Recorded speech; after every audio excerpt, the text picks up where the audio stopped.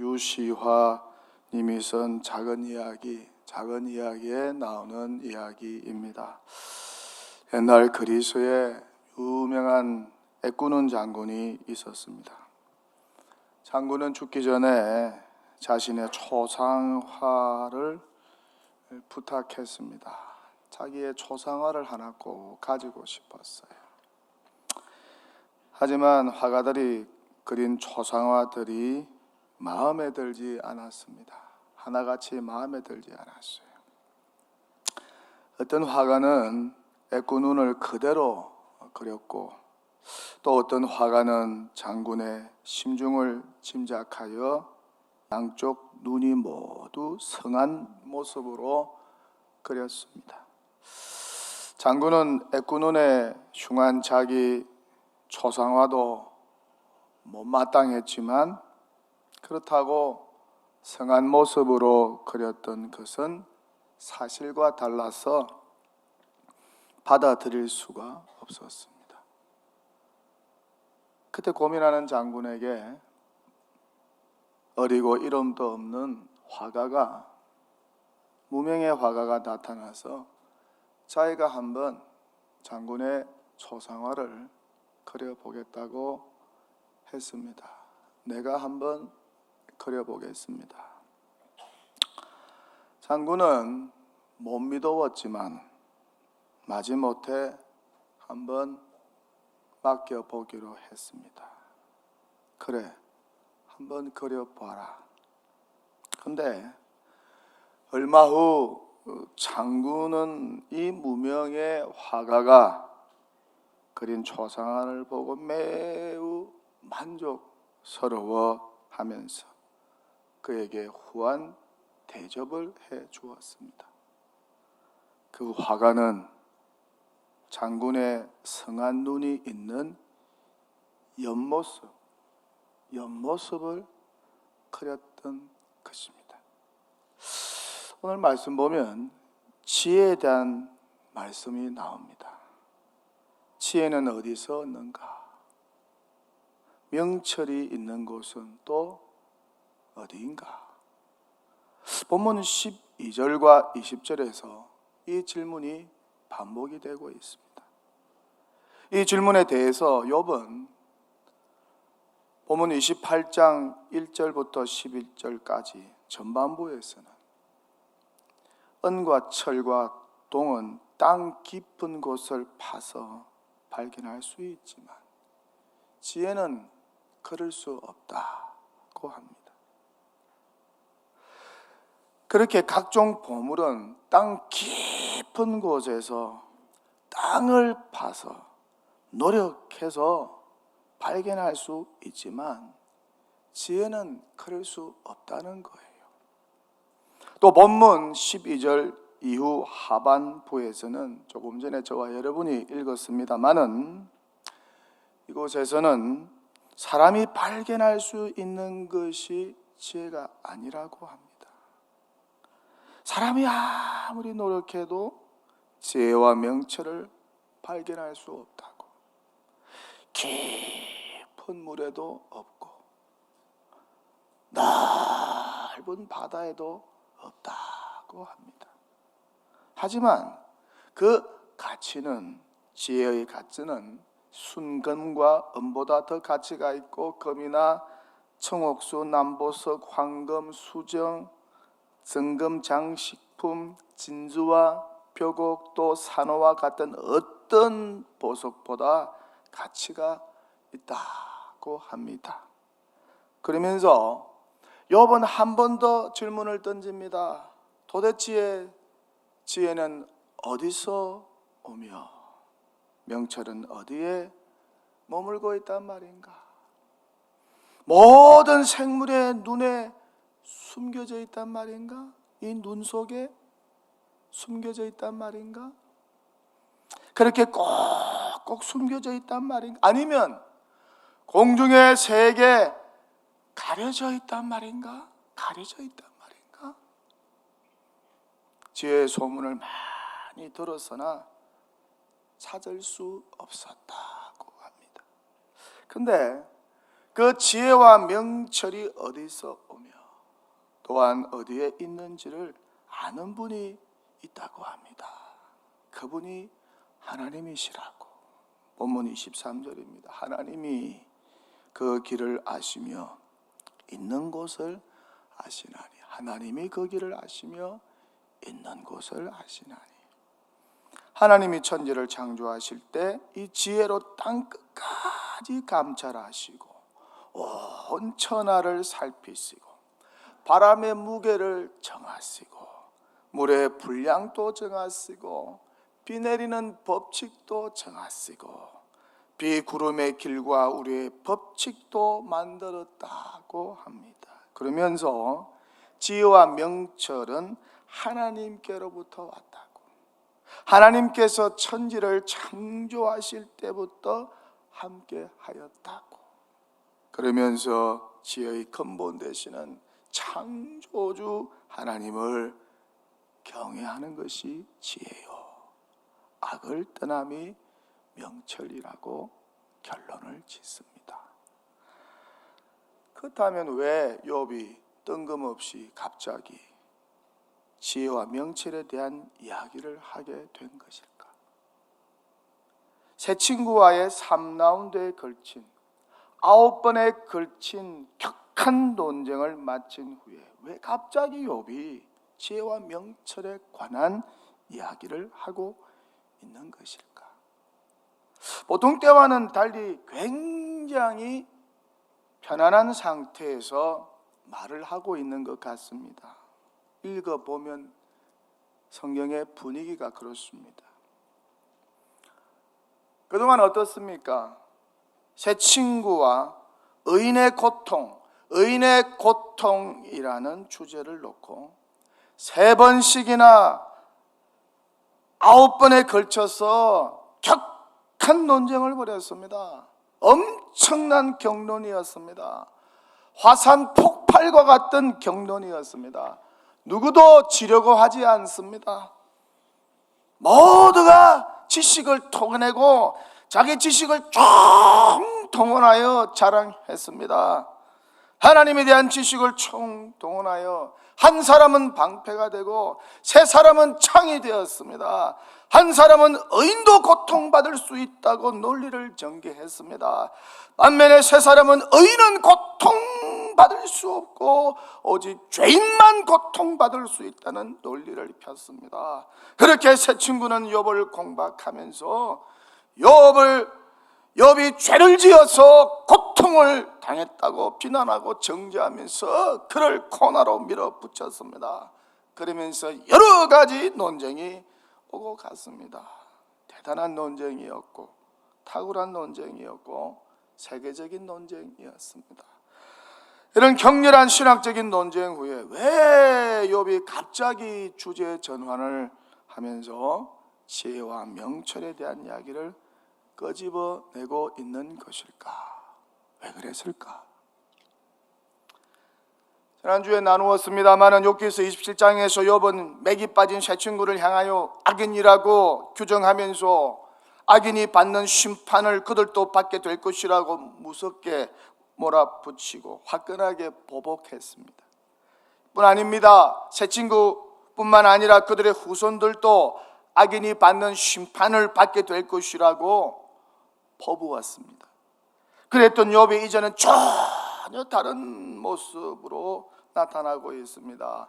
새 친구 앞에서 마치 선생이 학생들 앞에서 가르치는 것처럼 지혜와 명철에 대하여 논하고 있습니다. 마치 그가 도사가 된 것처럼 그렇게 지혜와 명철에 대하여 논하고 있습니다. 지혜가 어디서 오며 명철은 지금 어디에 머물고 있느냐? 왜 그랬을까? 새 친구와의 논쟁 중에 지혜를 찾지 못했기 때문에 그랬겠죠. 새 친구와의 논쟁 중에 그 많은 말 가운데서 그가 지혜를 발견했다면 지혜와 명철에 대하여 논하지 않았을 것입니다. 의인이 고통받는 이유에 대하여 해답을 찾지 못한 것입니다. 새 친구에게는 그저 죄 때문에 고통을 당했다는 그 인과응보에 대한 일방적인 말만 들었을 뿐입니다. 새 친구가 내뱉은 많은 지식과 지혜 속에서 그는 자신이 번민하고 고뇌하는 문제에 대한 해답을 발견하지 못했기 때문입니다. 그런데 어떻다는 것입니까? 창조주 하나님 안에서 참 지혜를 발견했다고 합니다. 그 지혜가 하나님을 경외하는 것이고 그 지혜가 바로 악에서 떠나는 것이라고 말하고 있습니다. 어떻습니까? 예전에 욥이 고난 겪기 전에 알고 있었던 것들입니다. 알고 있었던 것들에 대한 재발견입니다. 욥이 고난 겪기 전에 이렇게 살았어요. 하나님을 경외하며 살았어요. 예배자로 살았어요. 악을 멀리하고 악에서 떠난 삶을 살았어요. 거룩하고 성결한 삶을 살았어요. 그의 말대로라면 그는 지혜롭게 살았어요. 지혜자였어요. 그가 하나님을 경외하고 악에서 떠난 자라고 성경은 욥기서 1장 1절부터 그렇게 소개하고 있습니다. 그렇게 욥이 지혜로운 사람이었어요. 지혜와 명철로 가득 찬 사람이었어요. 그런데 어떻습니까? 순간 갑작스러운 고난이 찾아오고 생각지도 않게 새 친구와 격한 신학적 논쟁을 벌이다 보니까 친구가 원수들이 되어서 자기를 공격하니까 순간 지혜와 명철을 잃어버린 것입니다. 이해할 수 없는 고난 중에도 여전히 하나님을 경외하고 예배자로 서야 되는데 이해할 수 없는 고난 중에도 또 악에서 떠난 거룩한 삶을 계속해서 추구하며 살아야 되는데 그렇게 하지 못했다는 것입니다. 그것을 그가 뒤늦게 깨닫게 된 거예요. 우리도 그렇지 않습니까? 다 알아요. 어디 몰라서 실천 못합니까? 다 알아요. 신앙생활 1년은 했습니까? 40, 50년이고 동독에는 내년이면 70년입니다. 2대, 3대, 4대 기독교 집안 출신 성도들도 여기 많습니다. 뭘 모릅니까? 다 알죠. 다 알아요.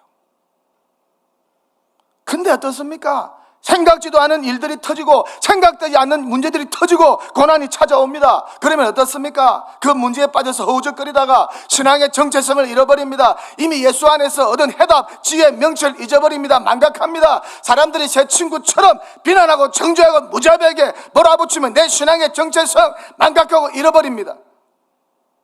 삶이 힘들고 폭풍이 몰아치고 이해할 수 없는 환난을 겪게 되면 우리도 나 자신을 잃을 때가 있습니다.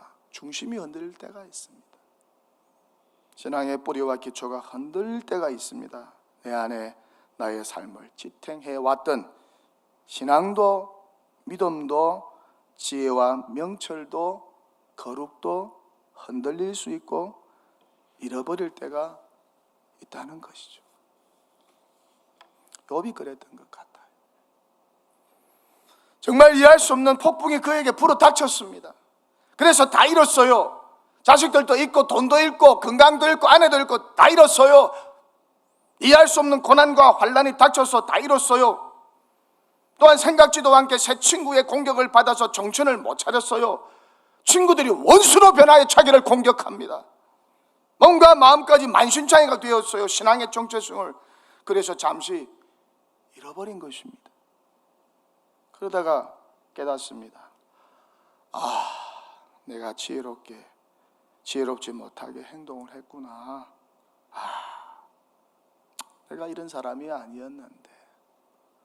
내가 원래 이런 사람이 아니었는데. 새 친구의 공격에 말려든 것이죠. 이해할 수 없는 환난 때문에 말려든 것이죠. 악한 사탄 마귀의 공격에 말려든 것입니다. 그렇게 지혜롭던 욥이 누구보다 하나님을 경외하고 누구보다 악에서 떠난 삶을 살았던 순진하고 정직했던 욥이 잠시 지혜롭지 못한 행동을 하다가 이제야 정신을 차리고 깨달은 것입니다. 지혜롭지 못한 새 친구와 논쟁을 하다 보니까 지혜로웠던 욥이 흔들린 것입니다. 명철했던 욥이 흔들린 것입니다. 어리석고 미련한 새 친구들과 지내다 보니까 물들어 버린 것입니다. 악독한 새 친구에게 물이 들어버렸어요. 무자비한 친구들에게 물이 들어버렸어요. 그렇게 자기 신앙의 정체성을 잃어버렸다가 이제 제정신을 차리고 다시 깨닫게 된 것입니다. 내가 지혜롭게 행동하지 못했구나. 앞으로 지혜롭게 행동해야 되겠다. 하나님을 경외하고 내가 악에서 떠난 삶을 살아야지. 그렇게 깨닫게 된 것입니다. 몰랐던 것을 새롭게 깨달은 것이 아니고 알았던 것을 새롭게 재발견하게 된 거예요. 건묵자흑이란 말이 있습니다. 건묵자흑. 좋지 못한 사람과 가까이 있게 되면 악에 물들게 된다는 말입니다. 건주자적이란 말도 있습니다. 먹을 가까이 하다 보면 자기도 모르게 검어진다. 자기도 모르게 검어진다는 말입니다. 악한 새 친구와의 논쟁을 하다 보니 욥이 자기도 모르게 악해졌어요. 무자비한 새 친구와 논쟁을 하다 보니까 욥이 자기도 모르게 무자비해졌어요. 자기 안에 들뻔은 보지 못하고 남의 눈에 티만 보고 비난 정죄하는 새 친구와 논쟁을 하다 보니까 욥이 자기도 모르게 그렇게 되어버렸어요. 궤변을 통해 악담과 저주를 퍼붓는 새 친구와 논쟁을 하다 보니까 자기도 궤변을 널어놓는 궤변가가 되어버렸습니다. 친구 잘 사귀세요. 친구 잘 사귀세요. 아무나 사귀지 마시고 돈도 명예도 신앙 다 잃을 수 있어요. 친구 잘 사귀세요. 그렇지 않으면 패가 망신할 수 있어요. 엄청 손해볼 수 있어요.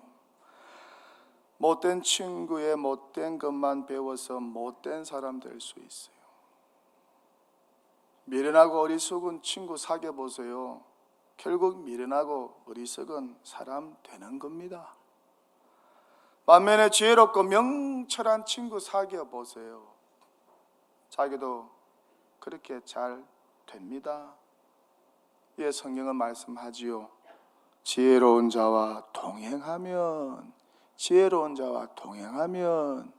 지혜를 얻고 미련한 자와 사귀면 해를 받느니라. 지혜로운 인생 경영, 지혜로운 신앙 경영 참으로 필요합니다. 똑똑하다고 지혜롭나요? 많이 배웠다고 지혜롭나요? 달변이라고 지혜롭나요? 모르는 게 없는 백과사전이라고 지혜롭나요? 지적질 잘한다고 지혜롭나요? 누구는 몰라서 지적질 안 하나요? 석박사 땄다고 지혜롭나요? 많이 안다고 지혜롭나요? 그 세계에 좀 오래 있었다고 지혜롭나요? 그럴 수도 있겠죠. 똑똑한 사람 중에, 많이 배운 사람 중에 지혜로운 사람들이 있겠죠. 하지만 그렇지 않은 사람도 많다는 것입니다. 헛똑똑이들이 많아요. 하나는 아는데 둘은 모르는 어리석고 미련한 지식인들이 많아요.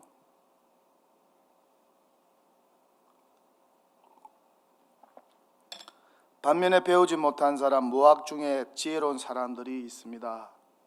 참 신기해요. 지금까지 목회 생활하면서 이런 분들 많이 만나보았어요.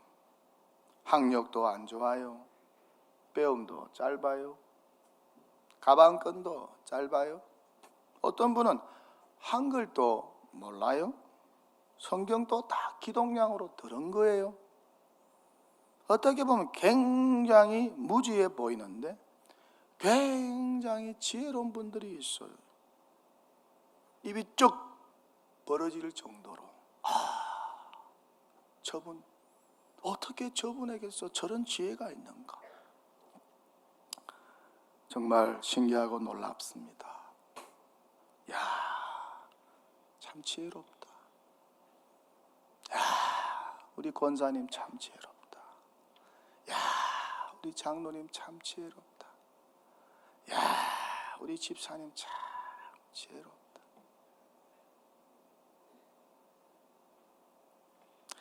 최고의 칭송 아니겠습니까? 참 지혜자는 예수님이시죠. 예수 안에 지혜와 명철이 다 있습니다. 예수님의 말씀과 행동을 잘 이해하고 관찰해 보세요. 그 안에 무궁무진한 지혜가 있습니다. 예수님의 행적이 기록된 성경은 지혜로 가득 차 있습니다. 지혜의 보물 창고입니다. 그것이 성경입니다. 성경 안에 지혜와 명철로 가득 차 있습니다. 그 안에서 지혜의 광맥을 찾는 사람이 있고 그렇지 않는 사람도 있습니다. 예수님 말씀합니다. 뱀처럼 지혜롭고 비둘기처럼 순결하라.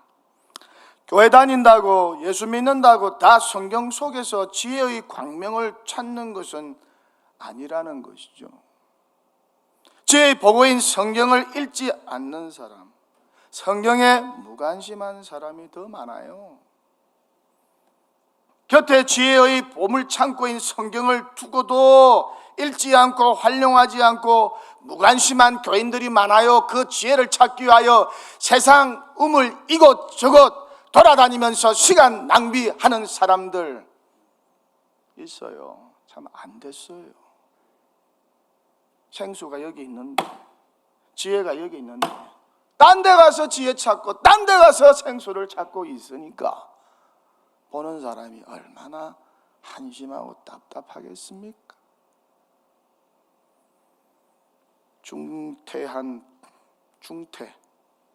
중간에 퇴직한 사람이 아니고 중학교를 중퇴한 사람, 중학교도 졸업하지 못한 어떤 남자 집사님,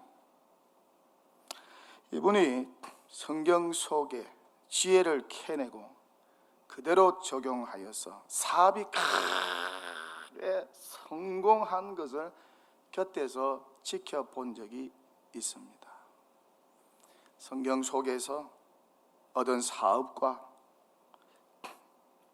성경 속에서 얻은 지혜로 사업과 실생활에 적용하여서 성공했는데, 이분이 성경 속에서 얻은 이런 지혜를 공책에 4권이나 적어서 저에게 가져와서 보여주기 적이 있습니다. 목사님, 저의 성공의 비결은 바로 이것입니다.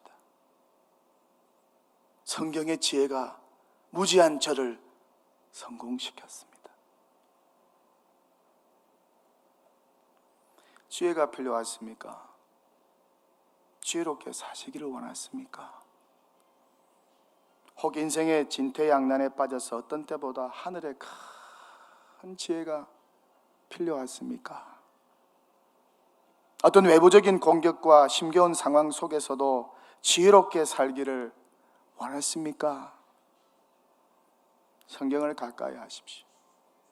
늘 성령께 도움을 구하십시오. 지혜로 충만하게 될 것입니다. 성경은 말씀합니다. 너희 중에 누구든지 지혜가 부족하거든 모든 사람에게 후히 주시고 꾸짖지 아니하시는 하나님께 구하라. 그래하면 주시리라. 할렐루야. 지혜를 얻는 것이 금을 얻는 것보다 얼마나 나은고, 명철을 얻는 것이 은을 얻는 것보다 더욱 나으니라. 금이 귀할까요? 은이 귀할까요? 지혜가 귀할까요? 솔로몬 왕이 얼마나 지혜롭습니까? 진짜 엄마 분별하는 재판 여러분 다 아실 거예요. 뭐 긴 설명이 필요 없잖아요. 왕이여, 이 아들이 누구의 아들인지 판결해 주십시오. 솔로몬 왕이 신하들에게 말했습니다. 칼을 가져와서 저 아이 반으로 잘라라. 나눠 주어라. 진짜 엄마는 눈물을 흘리면서 자르지 말라고, 죽이지 말라고. 가짜 엄마는 그렇게 하시라고, 반 잘라서 나눠달라고. 한마디로 해결해 버렸습니다. 얼마나 지혜롭습니까? 모성애를 자극하여서, 지혜로운 재판을 하여서 세계의 명재판이 되지 않았습니까? 그런 지혜가 저와 여러분에게도 있으면 얼마나 좋겠습니까? 이야기 안 하고 설교를 마치겠습니다. 두 사람이 구구단 문제로 논쟁을 벌였습니다. 구구단 아시죠? 구구단 아시죠? 해보겠습니다. 2일은, 3일은, 4일은, 49, 47, 98. 잘 하시는지 못 하시는지 잘 모르겠어요. 하여튼 두 사람이 구구단 문제로 논쟁을 벌였습니다. 한 사람은 47, 27이라는 거예요. 참, 47, 27이야. 또 한 사람은 47, 28이야. 27이야, 28이야. 붙었어. 싸움이 붙었어. 그래서 싸우다가 안 되겠다 싶어서 마을 원님한테 가서 공정한 재판을 요구했습니다. 원님, 47, 27입니까? 47, 28입니까? 판결을 내려 주시옵소서. 그랬더니 원님께서, 야, 47, 27, 예, 너 집으로 가. 너 집으로 가. 그러니까 47, 27이 너무 좋아가지고, 야, 그렇지, 47, 27이지. 47, 27이지. 봐. 47, 28을 꼴쳐보면서, 내가 맞았잖아 하면서 집으로 갔어요. 기분 좋게. 그러더니 원님께서, 여봐라, 여기 47, 28 곤장 10대 때려라. 그래서 10대를 맞았어. 막 아파가지고, 아이 원님, 47, 28인데 왜 나를 때립니까? 왜 그러셨어요? 그러니까 원님이 하시는 말씀, 인간아, 저런 인간하고 싸우는 네가 더 미련한 놈이다. 인간아, 저런 미련한 놈하고 싸우는 네가 더 나쁜 놈이다. 우리 모두 지혜롭게 사시기를 축원합니다.